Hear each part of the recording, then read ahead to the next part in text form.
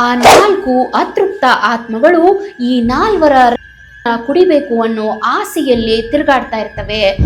4 ಆತ್ಮಗಳು ಈ 4ರನ್ನ ಎಷ್ಟು ಕ್ರೂರವಾಗಿ ಸಾಯಿಸಬೇಕು ಅಂತ ಪ್ಲಾನ್ ಮಾಡಿರ್ತವೆ ಅಂದ್ರೆ, ಇವರು ಹೇಗೆ ಅವರು 4 ಜನರನ್ನ ಸಾಯಿಸಿರ್ತಾರೋ ಅದೇ ರೀತಿಯಲ್ಲಿ ಇವರಿಗೆ ಚಿತ್ರಹಿಂಸೆಯನ್ನ ಕೊಟ್ಟು ಸಾಯಿಸಬೇಕು ಅಂತ ಆ ಆತ್ಮಗಳು ಕೂಡ ಅನ್ಕೊಂಡಿರ್ತವೆ.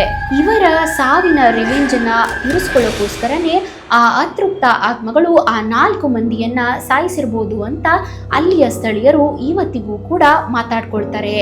ಈ ಕೇಸ್ ಇನ್ನೂ ಅಲ್ಲಿ ಮಿಸ್ಟೀರಿಯಸ್ ಆಗಿನೇ ಉಳಿದಿದೆ. ಒಂದು ಜುಲೈ 15, 2017 ಆ ಊರಿನ ಕೆರೆಯಲ್ಲಿ 4 ಶವಗಳು ತೇಲಾಡ್ತಾ ಇರ್ತವೆ. ಇದನ್ನ ಕಂಡಂತಹ ಪೊಲೀಸರು ಬೆಚ್ಚಿ ಬೀಳ್ತಾರೆ. ಪೊಲೀಸರೇ ಯಾಕೆ ಬೆಚ್ಚಿ ಬೀಳ್ತಾರೆ ಅಂದ್ರೆ, ಇದೇ ರೀತಿಯಾದಂತಹ ಘಟನೆ ಎಕ್ಸಾಕ್ಟ್ ಆಗಿ 1 ವರ್ಷದ ಹಿಂದೆ ಇದೇ ಕೆರೆಯಲ್ಲಿ ನಡೆದಿರುತ್ತೆ. ಅಂದ್ರೆ ಜುಲೈ 15, 2016 ಈ ಕೆರೆಯಲ್ಲಿ 4 ಶವಗಳು ಪತ್ತೆಯಾಗಿರ್ತವೆ. ಅದರಲ್ಲೂ ಕೂಡ ಆ ಶವಗಳು ಸಾವನ್ನಪ್ಪಿದ ರೀತಿ ಒಂದೇ ತರ ಇರುತ್ತೆ. 2 ಶವಗಳ ಕುತ್ತಿಗೆಯಲ್ಲಿ ಕ್ಲಚ್ ವೈರ್ನಿಂದ ಬಿಗಿದಂತಹ ಮಾರ್ಕ್ಗಳಿರ್ತವೆ. ಹಾಗೇನೆ ಮತ್ತೊಂದು ಶವದ ಗುಪ್ತಾಂಗದಲ್ಲಿ ರಾಡ್ನಿಂದ ಇರಿದು ಸಾಯಿಸಲಾಗಿರುತ್ತೆ. ಈ ರೀತಿಯಾದಂತಹ ಶವಗಳನ್ನ ಕಂಡಂತಹ ಪೊಲೀಸರು ಹಳೆಯ ಕೇಸನ್ನ ಮತ್ತೆ ನೋಡ್ತಾರೆ. ಇದನ್ನೆಲ್ಲ ಕಂಡಂತಹ ಸ್ಥಳೀಯರು ಈ ಕೆಲಸ ಆ ಆತ್ಮಗಳದ್ದೇ ಆಗಿರಬಹುದೇನು ಅಂತ ಹೆದರ್ಕೊಳ್ತಾರೆ. ಆದ್ರೆ ಈ ಬಾರಿ ಸಾವನ್ನಪ್ಪಿದಂತಹ ಶವಗಳು 4 ಕೂಡ ಗಂಡಸರದ್ದೇ ಆಗಿರುತ್ತೆ. ಇದನ್ನೆಲ್ಲ ನೋಡಿದಂತಹ ಸ್ಥಳೀಯರು ಗಾಬರಿಗೊಳ್ತಾರೆ. ಈ ಕೆಲಸ ಆ ಫ್ಯಾಮಿಲಿಯ ಆತ್ಮಗಳದ್ದೇ ಆಗಿರಬಹುದೇನೋ ಅಂತ ಎಲ್ಲರೂ ಮಾತಾಡ್ಕೊಳ್ತಾರೆ. ಸ್ಥಳೀಯರಿಗೆ ಆ ರೀತಿಯ ಅನುಮಾನ ಬರೋದಿಕ್ಕೆ ಆ ಹಿಂದೆ ನಡೆದಂತಹ ಘಟನೆಯೇ ಇದಕ್ಕೆಲ್ಲ ಕಾರಣ ಆಗಿರುತ್ತೆ. ನಮಸ್ಕಾರ ಸ್ನೇಹಿತರೆ, ಕ್ಯೂರಿಯಸ್ ಅಡ್ಡಾಗೆ ನಿಮಗೆಲ್ಲ ಸ್ವಾಗತ. ಹಾರರ್, ಸಸ್ಪೆನ್ಸ್, ಥ್ರಿಲ್ಲಿಂಗ್ ಹಾಗೂ ಕ್ಯೂರಿಯಸ್ ಕಥೆಗಳ ಅಡ್ಡಕ್ಕೆ ನಾವೀಗ ಹೋಗೋಣ ಬನ್ನಿ. ಜುಲೈ 15, 2016 ವಿಜಯಪುರ ಜಿಲ್ಲೆಯ ತೊರವಿ ಗ್ರಾಮದ ಒಂದು ಸುಂದರ ಪರಿವಾರಕ್ಕೆ ಆ ದಿನ ಕರಾಳವಾದ ದಿನವಾಗಿತ್ತು. ಆ ಮನೆಯ ಪ್ರತಿಯೊಬ್ಬರೂ ಸಹ ಆ ದಿನದಂದು ಕಣ್ಮರೆಯಾದಂತಹ ದಿನ ಅದಾಗಿತ್ತು. ಬೆಳಗ್ಗೆಯಿಂದ ಸಾಯಂಕಾಲ ಆಗೋಷ್ಟರಲ್ಲಿ ಒಬ್ಬೊಬ್ಬರನ್ನೇ ಮುಗಿಸಲಾಯಿತು. ಇದನ್ನ ಪ್ರತಿಯೊಬ್ರು ಮರ್ಯಾದಾ ಹತ್ಯೆ ಅಂತ ಕರೆದ್ರು. ಆದ್ರೆ ಇದರ ಹಿಂದಿರುವಂತಹ ನೈಜ ಘಟನೆ ಗುಟ್ಟಾಗಿಯೇ ಉಳಿದಿತ್ತು. ಅಂದು ಅತಿಯಾಸೆಯ ಕಾರಣದಿಂದಾಗಿ 4 ಜನ ಅಮಾಯಕರ ಮೃತ್ಯುವಾಗಿದ್ದರ ಬಗ್ಗೆ ನಾವೀಗ ಮಾತನಾಡೋಣ. ಸತ್ಯಪ್ರಕಾಶ್ ಗೌಡರ್ ಹಾಗೂ ಅವನ ಪೂರ್ತಿ ಪರಿವಾರದ ಕಥೆಯನ್ನ ನಾವೀಗ ನೋಡೋಣ. ಸತ್ಯಪ್ರಕಾಶ್ ಗೌಡರ್ ವಿಜಯಪುರ ಜಿಲ್ಲೆಯ ತೊರವಿ ಗ್ರಾಮದಲ್ಲಿ ವಾಸಿಸುತ್ತಿದ್ದಂತಹ ಒಬ್ಬ ಸೆಲ್ಫ್ ಮೇಡ್ ವ್ಯಕ್ತಿ. ಇವನು ಅವನದ್ದೇ ಆದಂತಹ ಒಂದು ಓನ್ ಗಾರ್ಮೆಂಟ್ ಶಾಪನ್ನು ಹೊಂದಿದ್ದ. ಹಾಗೇನೆ ಫಿನಾನ್ಸ್ ಬಿಸ್ನೆಸ್ ಕೂಡ ಮಾಡ್ತಿದ್ದ.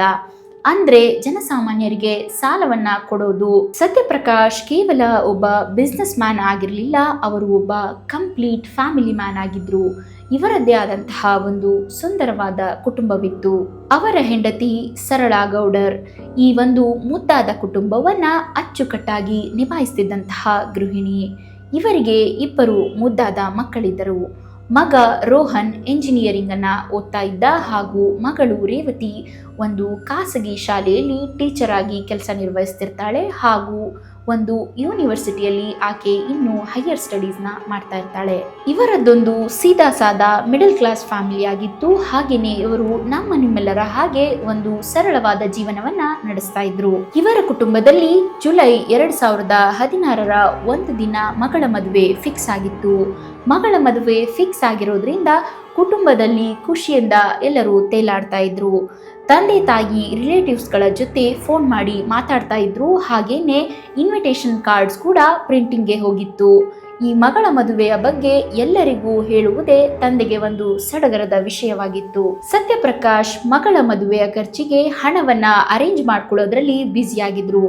ಎಲ್ಲಾ ತಂದೆಗೂ ತನ್ನ ಮಗಳ ಮದುವೆಯನ್ನ ಧೂಮ್ಧಾಮ್ ಆಗಿ ಮಾಡಬೇಕು ಅನ್ನೋ ರೀತಿಯೇ ಸತ್ಯಪ್ರಕಾಶ್ ಅವರಿಗೂ ಕೂಡ ಒಂದು ಕನಸಿತ್ತು.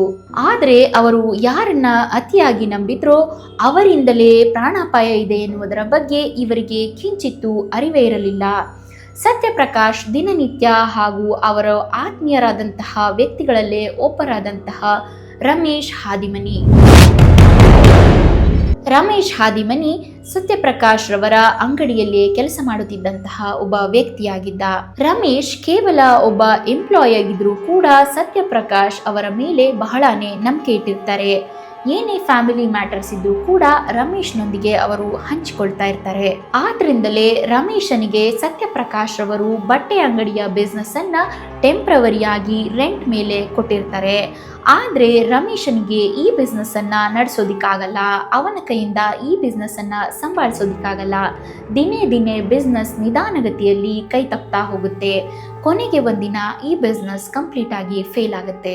ಅಟ್ ದ ಎಂಡ್ ರಮೇಶ ಈ ಬಿಸ್ನೆಸ್ ಅನ್ನ ಉಳಿಸ್ಕೊಳ್ಳೋಕೋಸ್ಕರ ಸತ್ಯಪ್ರಕಾಶ್ ರವರ ಹತ್ತಿರ ಬರೋಬ್ಬರಿ 12 ಲಕ್ಷ ರೂಪಾಯಿ ಸಾಲವನ್ನ ತೆಗೆದುಕೊಳ್ತಾನೆ. 2016ರಲ್ಲಿ 12 ಲಕ್ಷ ರೂಪಾಯಿ ಅಂದ್ರೆ ಅದು ತುಂಬಾನೇ ದೊಡ್ಡ ಅಮೌಂಟ್ ಆಗಿರುತ್ತೆ. ಆದ್ರೆ ರಮೇಶನ ಮೇಲಿದ್ದಂತಹ ನಂಬಿಕೆ ಹಾಗೂ ಈ ಬಿಸ್ನೆಸ್ ಅನ್ನ ಸತ್ಯಪ್ರಕಾಶ್ ಈಗ ಆಲ್ರೆಡಿ ನಡೆಸಿರೋದ್ರಿಂದ ಅದರಲ್ಲಿದ್ದಂತಹ ಪ್ರಾಫಿಟ್ ನ ಬಗ್ಗೆ ಇವರಿಗೆ ತುಂಬಾ ಚೆನ್ನಾಗಿ ಅರಿವಿರುತ್ತೆ. ಅದಕ್ಕೋಸ್ಕರನೇ ಅವರು ದುಡ್ಡು ಕೊಡೋಕೆ ರೆಡಿ ಆಗ್ತಾರೆ. ಆದ್ರೆ ದುಡ್ಡು ಕೊಡೋಕ್ಕಿಂತ ಮುಂಚೆ ಅವರು ಒಂದು ಕಂಡೀಷನ್ ಅನ್ನ ಹಾಕ್ತಾರೆ. ಆ ಕಂಡೀಷನ್ ಏನಪ್ಪಾ ಅಂದ್ರೆ, ನಿಮ್ಗೆ ದುಡ್ಡು ಕೊಡೋಕ್ಕಿಂತ ಮುಂಚೆ ನನಗೆ ಒಬ್ರು ಗ್ಯಾರಂಟರ್ ಬೇಕು ಅಂತ. ಆಗ ಬಂದದ್ದೇ 24 ವರ್ಷದ ಯುವಕ ರಾಕೇಶ್ ಬೈದಿಲಿ. ರಾಕೇಶ್ ಸತ್ಯಪ್ರಕಾಶ್ ರವರ ಮನೆಗೆ ಆವಾಗವಾಗ ಬರ್ತಿರ್ತಾನೆ. ಅವನು ಸತ್ಯಪ್ರಕಾಶ್ ರವರ ಮಗನಿಗೆ ಕಾರ್ ಡ್ರೈವಿಂಗ್ ಕೂಡ ಕಲಿಸ್ತಾ ಇರ್ತಾನೆ. ಇದರಿಂದ ನಮಗೆ ಇಲ್ಲಿ ಗೊತ್ತಾಗೋದೇನಂದ್ರೆ, ರಮೇಶ್ ಹಾಗೂ ರಾಕೇಶನ ಮೇಲೆ ಸತ್ಯಪ್ರಕಾಶ್ ಅವರು ಯಾವ ಮಟ್ಟಿಗೆ ನಂಬಿಕೆಯನ್ನ ಇಟ್ಕೊಂಡಿರ್ತಾರೆ ಅಂತ. ಆದ್ರೆ ಅಲ್ಲಿ ಹಣಕಾಸಿನ ವ್ಯವಹಾರ ಇದ್ದಿದ್ರಿಂದ ಅವರಲ್ಲಿ ಆಗಾಗ ಟ್ರಸ್ಟ್ ಇಶ್ಯೂಸ್ ಬರ್ತಾ ಇರುತ್ತೆ. ಯಾಕೆ ಅಂದ್ರೆ ಸ್ವಲ್ಪ ದಿನಗಳಲ್ಲಿ ಹಣನ ನಾವು ರಿಟರ್ನ್ ಕೊಡ್ತೀನಿ ಅಂತ ಹೇಳಿ ಅವರು ಇಸ್ಕೊಂಡಿರ್ತಾರೆ. ಆದ್ರೂ ತುಂಬಾನೇ ತಿಂಗಳುಗಳು ಕಳೆದ್ರು ಕೂಡ ಅವರು ಆ ಹಣವನ್ನ ರಿಟರ್ನ್ ಕೊಟ್ಟಿರಲ್ಲ. ಆದ್ರೆ ಈಗ ಅವರ ಮಗಳ ಮದುವೆ ಫಿಕ್ಸ್ ಆಗಿತ್ತು. ಆದ್ರಿಂದ ಅವರಿಗೆ ಹಣದ ಅವಶ್ಯಕತೆ ಬಹಳಾನೇ ಇತ್ತು. ಹೀಗಾಗಿ ರಮೇಶ್ ಮತ್ತು ರಾಕೇಶ್ಗೆ ಸತ್ಯಪ್ರಕಾಶ್ ಅವರು ಡೈಲಿ ನನಗೆ ದುಡ್ಡು ಬೇಕು ಅಂತ ಪ್ರೆಷರ್ ಹಾಕ್ತಾ ಇದ್ರು. ಅವರು ಪ್ರೆಷರ್ ಹಾಕೋದ್ರಲ್ಲಿ ಒಂದು ನ್ಯಾಯ ಇತ್ತು. ಯಾಕಂದ್ರೆ ಅವರು ಆ ಒಂದು ಅಮೌಂಟ್ ಅನ್ನ ಕಷ್ಟಪಟ್ಟು ದುಡ್ದಿರ್ತಾರೆ. ಆದ್ರೆ ವಾಪಸ್ ಕೊಡೋಕೆ ಇವ್ರ ಹತ್ರ ಆದ್ರೂ ದುಡ್ಡು ಎಲ್ಲಿಂದ ಬರಬೇಕು? ಬಿಸ್ನೆಸ್ ಬೇರೆ ಫೇಲ್ ಆಗಿತ್ತು. ಅದಕ್ಕೋಸ್ಕರ ಅವರು ಕೊನೆಯದಾಗಿ ಈ ಸಾಲದಿಂದ ಮುಕ್ತಿ ಪಡೆಯೋಕೆ ಒಂದು ಹೊಸ ದಾರಿಯನ್ನ ಹುಡುಕ್ತಾರೆ. ಆಗ ಇವರಿಬ್ಬರ ಜೊತೆ ಕೈ ಜೋಡಿಸಿದ್ದೆ ಅಭಿಷೇಕ್. ಅಭಿಷೇಕ್ ಬೇರಿನ್ಯಾರೋ ಅಲ್ಲ, ಸತ್ಯಪ್ರಕಾಶ್ ರವರ ಖಾಸ ಸೋದರ ಅಳಿಯ. ಅಭಿಷೇಕ್ ಯಾವಾಗ್ಲೂ ನಂಬಿಕೆಗೆ ಅರ್ಹನಲ್ಲದ ವ್ಯಕ್ತಿಯಾಗಿರ್ತಾನೆ. ಯಾಕಂದ್ರೆ ಅಭಿಷೇಕ್ ತನ್ನ ಸೋದರ ಮಾವನ ಆಸ್ತಿಯ ಮೇಲೆ ಕಣ್ಣಿಟ್ಟಿರ್ತಾನೆ ಹಾಗೂ ಅವರ ಬಿಸ್ನೆಸ್ ಅನ್ನ ಅಕ್ವೈರ್ ಮಾಡ್ಕೊಳ್ಳಬೇಕು ಅನ್ನೋದು ಅವನ ಒಂದು ಉದ್ದೇಶ ಆಗಿರುತ್ತೆ. ಯಾವಾಗ ರಮೇಶ್ ಮತ್ತು ರಾಕೇಶ್ ತಮ್ಮ ಪ್ರಾಬ್ಲಮ್ ಅನ್ನ ಅಭಿಷೇಕನ ಮುಂದೆ ಬಿಚ್ಚಿಡ್ತಾರೋ ಆಗ ಅಭಿಷೇಕ್ ತನ್ನ ಕ್ರಿಮಿನಲ್ ಮೈಂಡ್ ಅನ್ನ ಓಡಿಸಿ ಒಂದು ದೊಡ್ಡದಾದಂತಹ ಜಾಲವನ್ನ ಎಣಿತಾನೆ. ಆ ಜಾಲದ ಮುಖ್ಯ ಉದ್ದೇಶ ಆಗಿತ್ತು ಸತ್ಯಪ್ರಕಾಶ್ ರವನನ್ನ ಕೊಲೆ ಮಾಡೋದು. ಅಭಿಷೇಕ್ ತನ್ನ ದುರ್ಬುದ್ಧಿಯನ್ನ ಉಪಯೋಗಿಸಿ ಒಂದೇ ಬಾಣದಿಂದ 2 ಹಕ್ಕಿಯನ್ನ ಹೊಡೆಯೋಕೆ ಸ್ಕೆಚ್ ಹಾಕಿರ್ತಾನೆ. ಅವನ ಪ್ಲಾನ್ ಪ್ರಕಾರ ರಮೇಶ್ ಮತ್ತು ಅವನ ಇಬ್ರು ಪ್ರಾಬ್ಲಮ್ಸ್ ಕೂಡ ಇದರಲ್ಲಿ ಸಾಲ್ವ್ ಆಗ್ತಾ ಇರುತ್ತೆ. ಅಭಿಷೇಕ್ ಅವರಿಬ್ಬರಿಗೂ ಹೇಳ್ತಾನೆ, ಈಗ ನಾವು ಸತ್ಯಪ್ರಕಾಶ್ ರವರನ್ನ ಮುಗಿಸ್ಬಿಡೋಣ. ಇದರಿಂದ ನಿಮ್ ಪ್ರಾಬ್ಲಮ್ ಕೂಡ ಸಾಲ್ವ್ ಆಗುತ್ತೆ. ಹಾಗೇನೆ ಪ್ರಾಪರ್ಟಿ ಮತ್ತು ಬಿಸ್ನೆಸ್ ಅಲ್ಲಿ ನಿಮ್ಮಿಬ್ಬರಿಗೂ ಸ್ವಲ್ಪ ಪಾಲ್ ಕೊಡೋದಾಗಿ ಅವರಿಬ್ಬರಿಗೂ ಅವನು ಆಸೆ ಹುಟ್ಟಿಸ್ತಾನೆ. ದುಡ್ಡಿನ ದಾಹ, ಆಸ್ತಿಯಲ್ಲಿ ಪಾಲು, ಹಾಗೇನೆ ಸಾಲದಿಂದ ಮುಕ್ತಿ, ಈ ಎಲ್ಲವನ್ನು ಯೋಚನೆ ಮಾಡಿದಂತಹ ರಮೇಶ್ ಹಾಗೂ ರಾಕೇಶ್ ಈ ಒಂದು ಕೆಟ್ಟ ನಿರ್ಧಾರಕ್ಕೆ ಒಪ್ಪಿಗೆಯನ್ನ ಕೊಡ್ತಾರೆ. ಇದೆಲ್ಲದಕ್ಕೂ ಒಂದು ಮುಹೂರ್ತನ ಇಡ್ತಾರೆ. ಇನಿಷಿಯಲಿ ಬರೀ ಸತ್ಯಪ್ರಕಾಶ್ ರವರನ್ನ ಮುಗಿಸೋದು ಇವರ ಮೇನ್ ಅಜೆಂಡಾ ಆಗಿರುತ್ತೆ. ಆದ್ರೆ ಈ ಮೂವರಿಗಷ್ಟೇ ಈ ಪ್ಲಾನ್ ಅನ್ನ ಸಕ್ಸಸ್ ಮಾಡಕ್ಕೆ ಆಗ್ತಾ ಇರಲ್ಲ. ಅದಕ್ಕೋಸ್ಕರನೇ ಅವರು ಇನ್ನೊಬ್ಬ ವ್ಯಕ್ತಿಯನ್ನ ಈ ಪ್ಲಾನ್ ನಲ್ಲಿ ಸೇರಿಸ್ಕೊಳ್ತಾರೆ. ಅವನ ಹೆಸರೇ ಮನು. ಈತ ಕೇವಲ 16 ವರ್ಷದ ಯುವಕನಾಗಿರ್ತಾನೆ. ಅವನಿಗೆ ಒಂದಿಷ್ಟು ಅರಿವಿರಲ್ಲ ನಾನು ಯಾವ ರೀತಿಯಾದಂತಹ ಕೆಟ್ಟ ದಾರಿಯಲ್ಲಿ ನಡೀತಿದ್ದೀನಿ ಅಂತ. ಆ ದಿನ ಬಂದೇ ಬಿಡ್ತು. ಜುಲೈ 15, 2016 ಸತ್ಯಪ್ರಕಾಶ್ ಹಾಗೂ ಅವರ ಫ್ಯಾಮಿಲಿಯ ಕಟ್ಟ ಕಡೆಯ ಹಾಗೂ ಕರಾಳ ದಿನವಾಗಿ ಅದು ರೂಪುಗೊಂಡಿತ್ತು. ಆವತ್ತು ಬೆಳಗ್ಗೆ 11 ಗಂಟೆಯಾಗಿತ್ತು. ದಿನ ತುಂಬಾನೇ ಶಾಂತವಾಗಿತ್ತು. ಸತ್ಯಪ್ರಕಾಶ್ ರವರ ಫೋನ್ಗೆ ಒಂದು ಕಾಲ್ ಬರುತ್ತೆ. ಅದು ರಾಕೇಶ್ನದಾಗಿರುತ್ತೆ. ರಾಕೇಶ್ ಕಾಲ್ ಮಾಡಿ ಹೇಳ್ತಾನೆ, uncle, Rohanna car tyre puncture ಆಗಿದೆ, ನೀವು ಸ್ವಲ್ಪ ಪ್ಲೀಸ್ ಬರ್ತೀರಾ? ನನ್ನೊಬ್ಬನ ಕೈಯಲ್ಲೇ ಈ ಪಂಚರ್ನ ಸರಿ ಮಾಡೋಕ್ಕಾಗಲ್ಲ, ನೀವು ಇದ್ರೆ ಚೆನ್ನಾಗಿರುತ್ತೆ ಅಂತ ಅವನು ಕರೀತಾನೆ. ರಾಕೇಶ್ ನನ್ನ ಮಗನಿಗೆ ಡ್ರೈವಿಂಗ್ ಕಲಿಸ್ತಾ ಇರಬೇಕಾದ್ರೆ ಪಂಚರ್ ಆಗಿರ್ಬೋದೇನೋ ಅಂತ ಯಾವುದೇ ಅನುಮಾನ ಪಡದೆ ಅಲ್ಲಿಗೆ ಹೆಲ್ಪ್ ಮಾಡೋಕೆ ಅವರು ಹೊರಟು ಬರ್ತಾರೆ. ಆಗ ಅಲ್ಲಿ ಬಂದು ನೋಡಿದಾಗ ಟೈರ್ ಆಲ್ರೆಡಿ ಚೇಂಜ್ ಆಗಿರುತ್ತೆ. ಆಗ ಅನುಮಾನದಿಂದಲೇ ಫ್ರಂಟ್ ಸೀಟ್ನಲ್ಲಿ ಅವರು ಕುಳಿತುಕೊಳ್ತಾರೆ. ಆದರೆ ಅವರಿಗೇನು ಗೊತ್ತಿತ್ತು, ಮನು ಅವರ ಹಿಂದೆ ಕುಳಿತುಕೊಂಡು ಕ್ಲಚ್ ವೈರನ್ನ ಇಟ್ಕೊಂಡಿದ್ದಾನೆ ಅಂತ. ಅಚಾನಕ್ ಆಗಿ ಮನು ಹಿಂದಿನಿಂದ ವೈರ್ ಹಾಕಿ ಎಳೆದೇ ಬಿಟ್ಟ. ಅವರ ಕುತ್ತಿಗೆಯನ್ನ ಇನ್ನಷ್ಟು ರಭಸವಾಗಿ ಎಳೆದ. ಆದ್ದರಿಂದ ಅವರಿಗೆ ಅಲ್ಲಿ ಏನಾಗ್ತಿದೆ ಅಂತ ನೋಡೋಕ್ಕೂ ಅವನು ಬಿಡಲಿಲ್ಲ. ಅಟ್ಲೀಸ್ಟ್ ನನ್ನನ್ನು ಯಾರು ಸಾಯಿಸ್ತಿದ್ದಾರೆ ಅಂತ ಅವ್ರಿಗೆ ತಿಳ್ಕೊಳ್ಳೋಕ್ಕೂ ಆಗಲಿಲ್ಲ.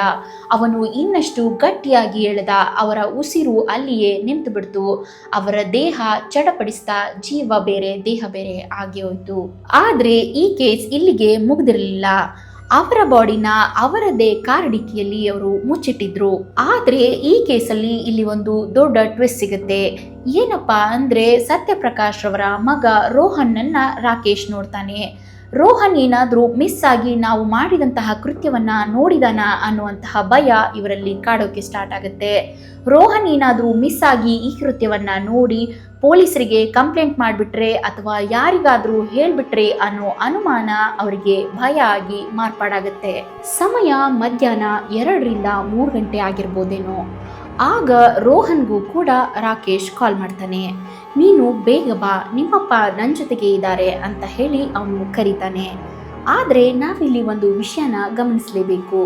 ರೋಹನ್ ರಾಕೇಶ್ ಮತ್ತು ಅವರಪ್ಪ ಜೊತೆಗಿದ್ದನ್ನ ನಿಜವಾಗ್ಲೂ ನೋಡಿದ್ನ ಅನ್ನೋದರ ಬಗ್ಗೆ ಕ್ಲಾರಿಟಿ ಇಲ್ಲ. ರಾಕೇಶ್ನ ಮೇಲೆ ರೋಹನ್ಗೆ ಸಂಪೂರ್ಣವಾದಂತಹ ನಂಬಿಕೆ ಇರುತ್ತೆ.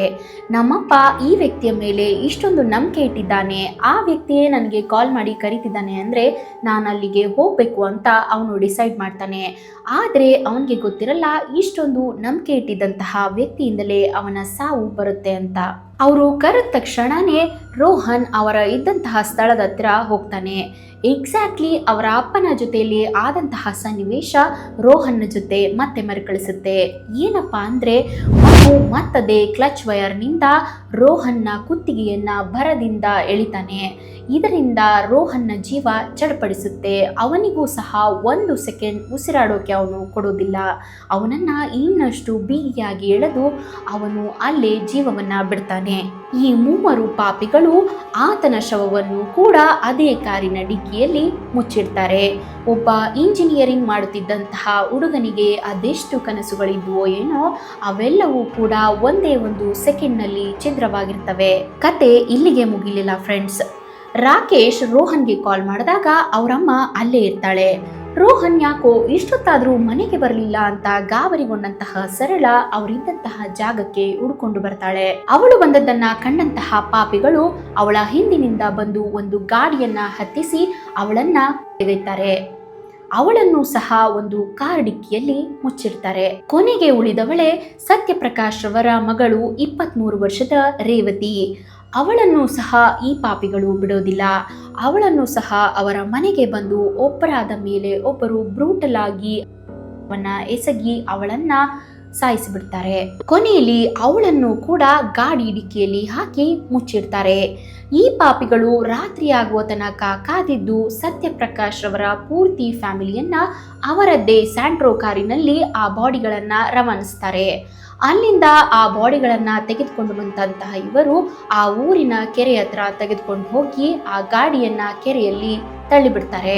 ಈಗ ನಿಮಗಿಲ್ಲಿ ಅನಿಸ್ತಾ ಇರ್ಬೋದು 2017ರಲ್ಲಿ ನಡೆದಂತಹ ಕೇಸು ಹಾಗೂ 2016ರಲ್ಲಿ ನಡೆದಂತಹ ಕೇಸು ಏನು ಸಂಬಂಧವಿರಬಹುದೇನೋ ಅಂತ.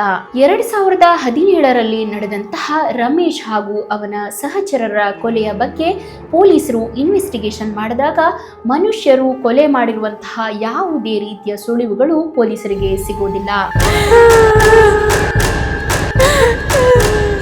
ಸತ್ಯಪ್ರಕಾಶ್ ಗೌಡರ್ ಅವರ ಫ್ಯಾಮಿಲಿಯ ಕೊಲೆ ಹಾಗೂ ರಮೇಶ್ ಮತ್ತು ಅವನ ಸಹಚರರ ಕೊಲೆಯನ್ನ ಪ್ಯಾಟ್ರನ್ಗಳನ್ನ ನೋಡಿದಾಗ ಒಂದೇ ರೀತಿಯಾಗಿ ಕೊಲೆಯಾಗಿರುವುದನ್ನು ನಾವಿಲ್ಲಿ ಕಾಣಬಹುದು.